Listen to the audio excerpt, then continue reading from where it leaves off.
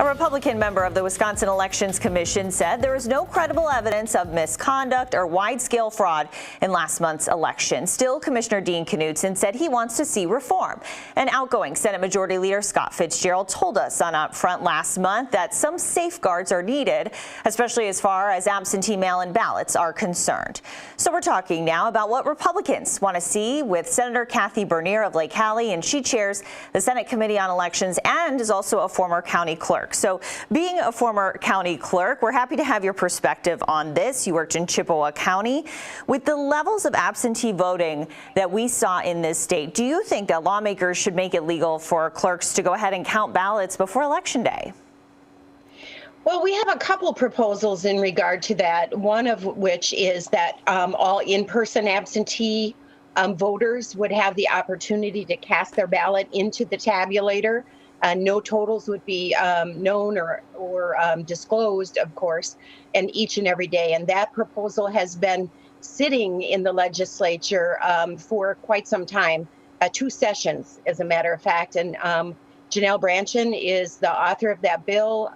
David Craig was the Senate lead. I know that I will bring that back up again. So that would reduce an extraordinary amount of absentee ballots. And the question about the envelopes and where they've been and whether they're accurate, that would reduce the number greatly. And do you think that overall clerks should be able to count those ballots ahead of time? I mean, do you think that this big number of absentee ballots that we saw this year will continue in the future? I think there will be more, but I don't think it will continue like the numbers we've seen under COVID-19.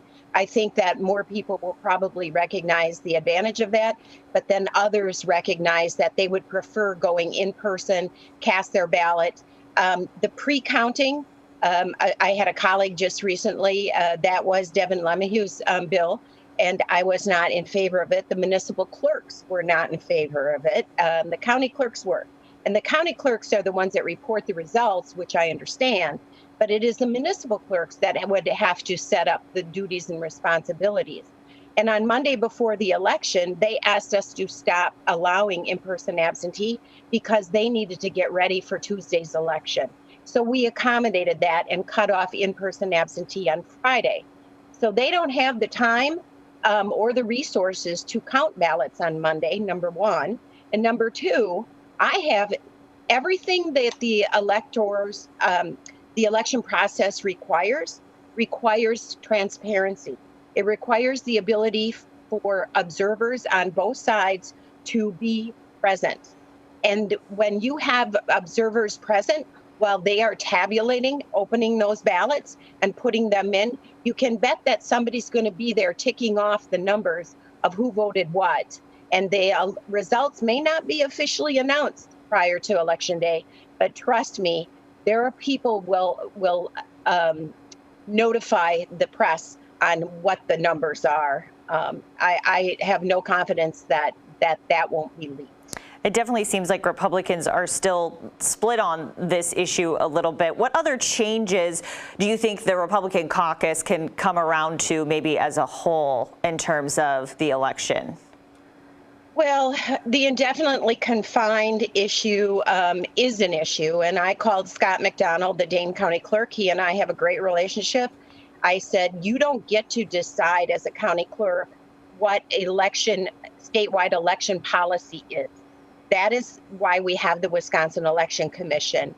So I very strongly said to him, now I have to go back again and fix a law that is now abused. The indefinitely confined was really intended for the indefinitely confined.